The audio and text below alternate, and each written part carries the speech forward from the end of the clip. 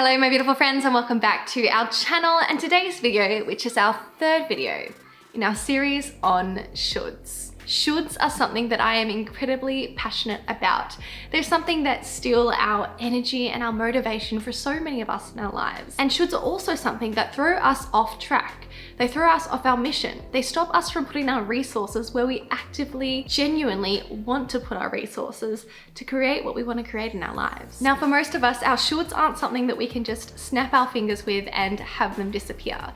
They're usually something that takes some inquiry, some time with ourselves, some self-awareness, and a lot of critical thinking. Other skills that are required to graduate from being puppeted from our shoulds include the ability to be with our emotions, to be uncomfortable, and to think from a place of our future self instead of just our present self. And that is why shoulds are something that are so coachable. With time, with coaching, we can learn to see and modify our shoulds and create a life on purpose instead of one that's dictated by these unquestioned rules. Now, so far in the first two videos in our should series, we have first increased our awareness of the shoulds in our lives. And secondly, gained at least the intellectual understanding that our shoulds are optional. So go back and watch those two videos first if you haven't yet. So then you can see your shoulds and you can appreciate how they are optional and something that you can actually change in your life.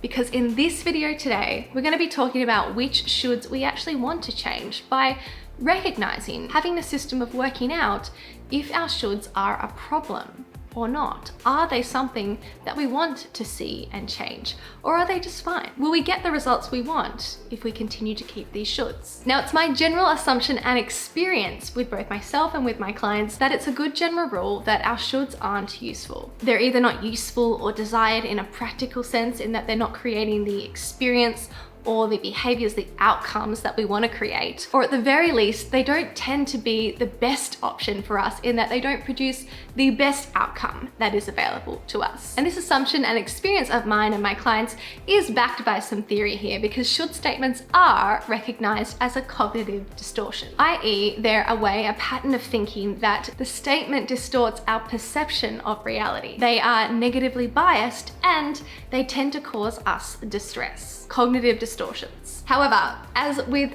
any rule, there are always the opportunity for exceptions. So in today's video, I'm going to show you how to work out which of your shoulds are indeed a problem and therefore worth your time, investment to change, or at least begin the process in considering that you can change them. So if we want to know if our shoulds are a problem, then let's get clear first about what a problem actually is, because a problem is subjective and contextual. Something's only a problem in that it doesn't align with the goal or the desired outcome. Something that's a problem for one person isn't a problem for another person. Something that's a problem for you and today's goal might not be a problem for you and your goal next year, or your goals that you had last year. Now, this might seem fluffy and confusing at first, but we can make this very tangible with the use of our cognitive program. So remember, the cognitive program is your thought, emotion, and behavior response that you have to a situation. So we can look at the cognitive program, where our thoughts are the inputs, if you like, into the program, and then our emotions and behaviors are the outputs of that program. And we could look at that in its totality and look at the outcome in total, the emotion and behavior responses of that thoughts. What outcomes is that cognitive program creating? So to work out if your thought, your should statement is useful, is this a useful input, we have to look at what outputs that input is creating. What emotions and behaviors are consequential to that thought? Now, the reason that most should statements aren't useful, or certainly the best option for us, is because we quickly see between the thought and emotion line that thought will often create a constricted, unpleasant emotional output. That emotion in turn turns into behaviors that don't often serve our missions, the desired outcomes that we want. Now, most of us aren't used to inquiring about how our thoughts affect us emotionally. And that's because most of us don't walk around thinking that our thoughts are consequential. We don't think about the fact that our thoughts change us emotionally, which then change our behavior.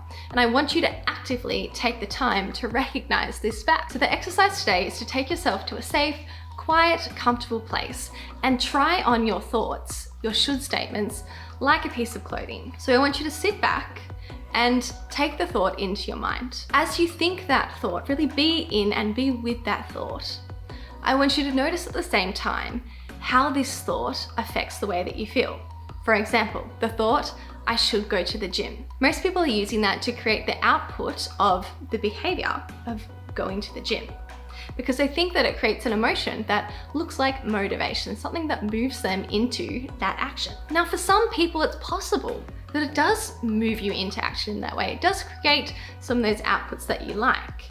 But you need to try this on for yourself. Don't just take that assumption unquestioned. Think the thought, be with the thought, put on the jacket, I should go to the gym. Notice how that changes your body emotionally. And then with that emotional state, consider how that affects your behavior, how this moves you into action or moves you away from the actions that you don't want to take. This is one of the marvels of our mind, that when we put a thought into our mind, we don't have to be in the actual situation itself. We don't have to literally watch these situations play out in our lives, these thought, emotion, behavior responses, but instead we can bring the thought into our mind and simulate. We notice with that how this changes the way we feel. And then we can project and think about how this emotion might tend to change our behavior, might affect the way that we show up. So in this way, you don't need to just wait until all of the negative consequences play out in your life.